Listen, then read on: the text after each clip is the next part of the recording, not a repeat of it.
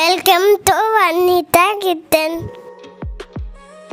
To Vanitha's kitchen. இன்றைக்கி கலவை கீரை கடையில் எப்படி செய்யறதுன்னு பார்க்கலாம் வாங்க. கலவை கீரைங்கிறது தனி கீரையாக செய்கிறதில்ல, பல வகையான கீரைகள் அல்லது 2-3 கீரைகள் நம்ம சேர்த்து செய்கிறது தான் கலவை கீரை.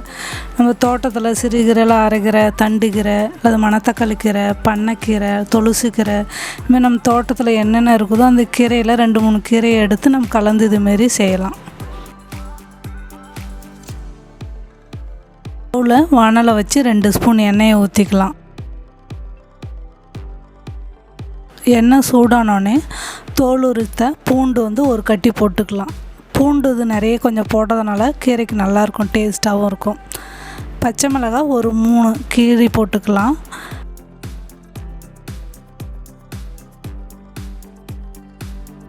இது வதங்கினோடனே பெரிய வெங்காயம் ஒரு 2 போட்டு நல்லா வதக்கிக்கலாம். கீரைக்கு சின்ன வெங்காயம் போட்டால் இன்னும் நல்லா டேஸ்ட்டாக இருக்கும். சின்ன வெங்காயம் கிடைக்காத போது நம்ம பெரிய வெங்காயமே போட்டுக்கலாம். வெங்காயம் கொஞ்சம் வதங்கினோடனே பெரிய தக்காளி 1 போட்டு நல்லா மிக்ஸ் பண்ணிக்கலாம். என்னோடய வீடியோவில் ஏற்கனவே கலவை கீரையை போட்டிருக்கிறேன். வெங்காயம் தக்காளி வேக வச்சு அப்போ போட்டிருப்பேன், இப்போ வதக்கி உங்களுக்கு போட்டிருக்கேன். இந்த மாதிரி நம்ம செய்யலாம். பருப்பு போட்டால் தான் நம்ம இது செய்யறதுனால நம்ம சீக்கிரமாக ஒரு 5 நிமிஷத்துலேயே கீரையை கடைஞ்சிடலாம்.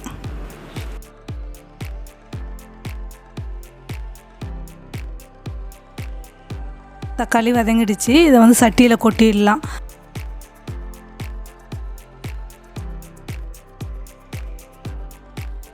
அதே வானலில் 1 டம்ளர் தண்ணியை ஊற்றிடலாம்.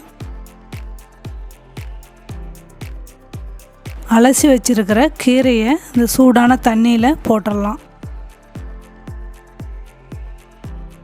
வேகட்டும்.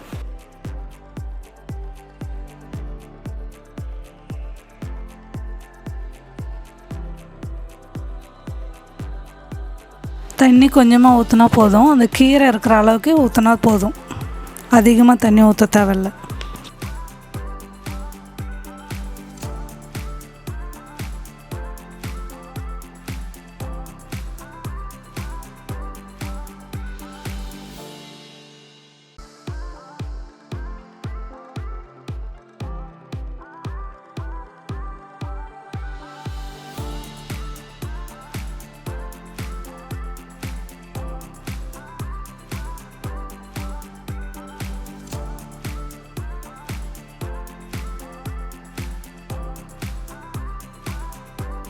நிமிஷத்தில் வெந்துருச்சு.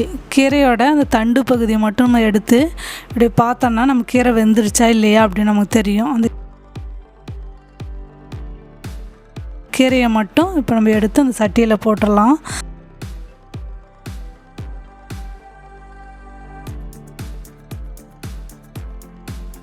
தண்ணியை வேற ஒரு பாத்திரத்தில் ஊற்றிடலாம்.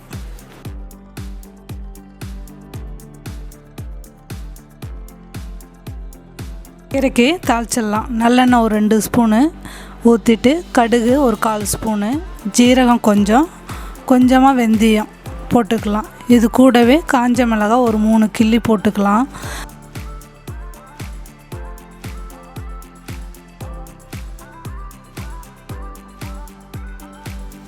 காஞ்ச மிளகாய் கொஞ்சம் கலர் மாறினோடனே மிளகாயை மட்டும் எடுத்து அந்த சட்டியில் போட்டுடலாம்.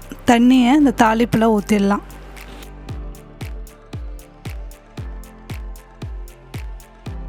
இந்த கீரைக்கு தகுந்த போல் கொட்டைப்பாக்கு அளவுக்கு புளி போட்டுக்கலாம். இது கூடவே தேவையான அளவுக்கு உப்பு போட்டு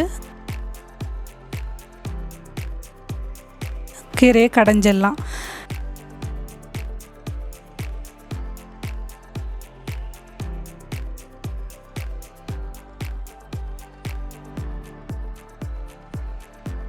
கீரையை கடைஞ்சி அந்த தாளிப்பு தண்ணியும் ஊற்றி உப்பு காரம் கரெக்டாக இருக்குதுன்னு நம்ம பார்த்துடலாம். நாங்கள் புளிப்பு கொஞ்சம் கம்மியாக சாப்பிட்றதுனால புளி கொஞ்சம் கம்மியாக போட்டிருக்கேன். சில பேர் புளிப்பு கொஞ்சம் அதிகமாக சாப்பிடுவாங்க, அவங்க இன்னும் கொஞ்சம் அளவுக்கு புளி அதிகமாக கொஞ்சம் சேர்த்து நம்ம கடைஞ்சிக்கலாம். கலவைக்கீரைனாவே புளி வச்சு கடைஞ்சாதாங்க நல்லாயிருக்கும். கலவைக்கீரையில் சூடான சாதத்தில் போட்டு சாப்பிட்டா நல்லாயிருக்கும்.